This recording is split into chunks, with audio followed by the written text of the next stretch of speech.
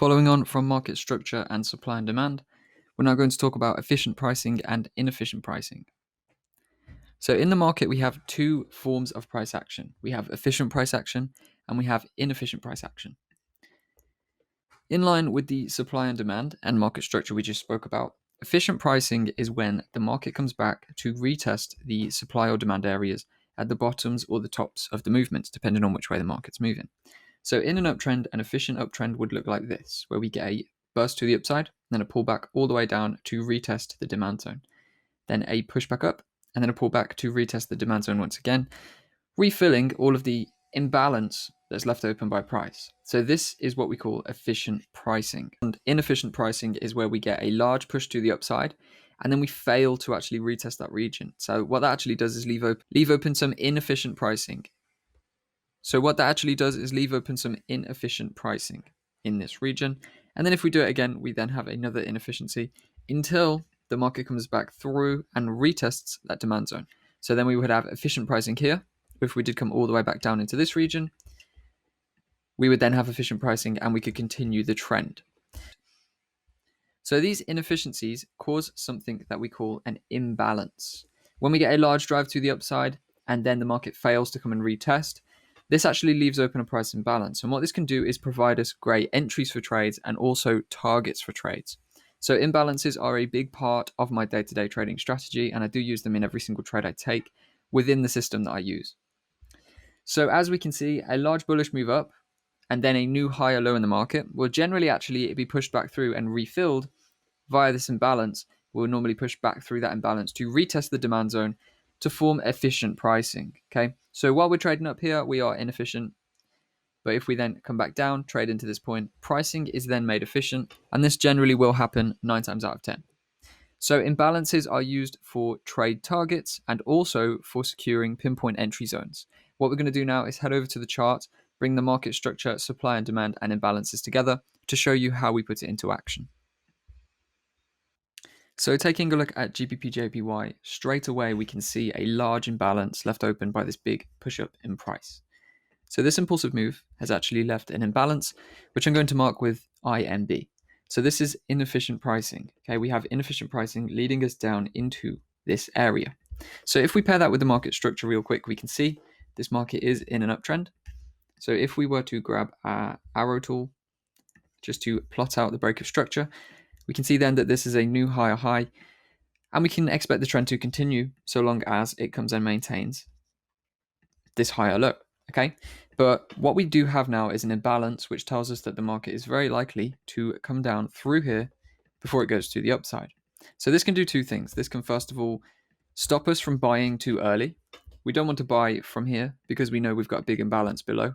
So, even though we've got this low time frame bullish breaker structure, there would be no reason to buy here because we've got such a large imbalance that it's very, very likely the market's going to come all the way through this.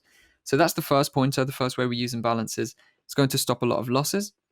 Another way we can also use it is by giving ourselves a pinpoint entry somewhere around this region for a future trade. And then what we could also do as well is look for selling opportunities through this, because this is now going to be what we would call the substructure. So within the actual overall structure of the market, which is obviously bullish, we could expect that we're going to get a counter trend bearish move to pull us back down into this point before the market goes higher. So what we can do now is view the substructure here as selling opportunities, wait for a retest of this demand zone and see how the buy position gets on if it were to be triggered. So a few ways we use it then, just to recap: avoid losing trades, so don't buy too early. Find pinpoint entries for trend trades, and also to find pinpoint entries for counter trend trades. So there's a large imbalance there. What we're going to do now is actually have a look at the current price action within this bit of substructure that we've got and see if there are selling opportunities down. We can also use imbalances for this. So if we're looking for counter trend trades or short trades, what we can actually do is begin identifying imbalances in this lower time frame price. So what we can see is we do have a small imbalance here. We have obviously this sell-off move that would take us into this supply zone area. We also though have an imbalance here. So this imbalance here is obviously above the previous imbalance, which gives us an indication that we could very well push through the initial supply zone, trade into this one before we move down to make the pricing efficient. So what we could do now is look for a pullback into this region. and then look at this as a selling opportunity or a location to actually sell the market from. So what we could do now is actually go ahead and put a sell order on around this supply zone somewhere, for example's sake. Give the stop a little bit of clearance over the highs. Target the low of the range here. There we go. We have around a 10R position potential. And see if this triggers in. As you can see, we do indeed trigger in. We went and filled that imbalance. So we filled the inefficient pricing. We've actually formed efficient pricing and then began a sell-off. So a really nice movement coming into the market here. Now from this point, we have actually left open another imbalance again. We have obviously an imbalance leading us into this higher supply zone. So we could go ahead and manage our stops on this original position. For now, we're not talking management. I'm just showing you the effectiveness of the imbalances. We also have a inefficiency or imbalance here that leads into this supply zone.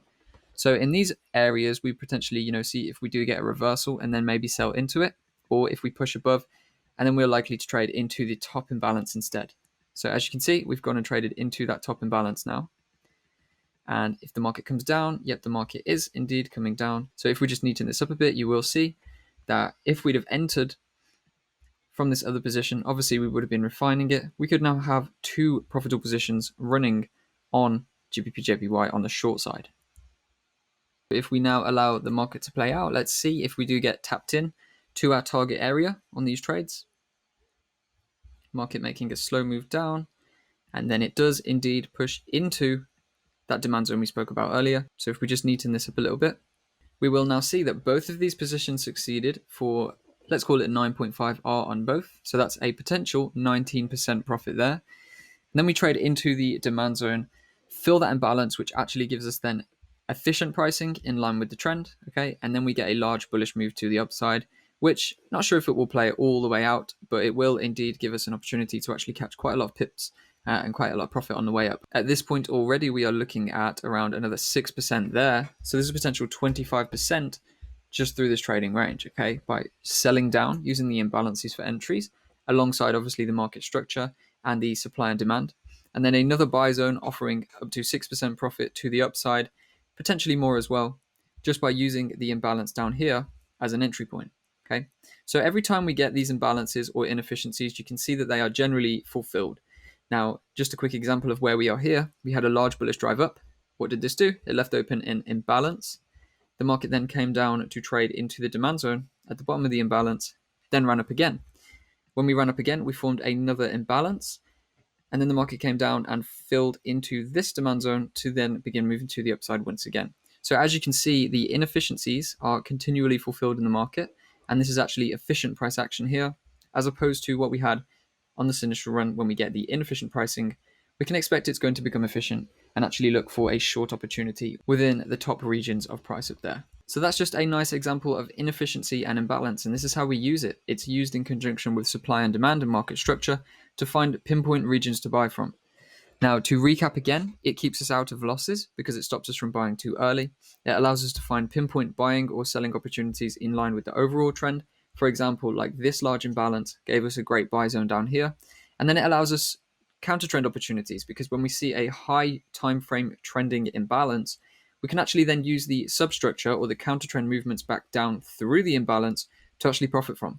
Now, as you can see, in this instance, these counter trend imbalance trades selling through the imbalance were actually more profitable and bigger than the initial trade that we got in line with the trend. So it's brilliant thing to use, and it's very, very dynamic. You'll see imbalances a lot, you'll see inefficiency a lot, and it's a very, very profitable way to trade if you understand these inefficiencies and can actually trade in line with them. So I hope this video has been valuable, and we're going to move on to liquidity in a minute, and I'm going to show you how liquidity comes into the imbalances, the structure, and the supply and the demand of the market.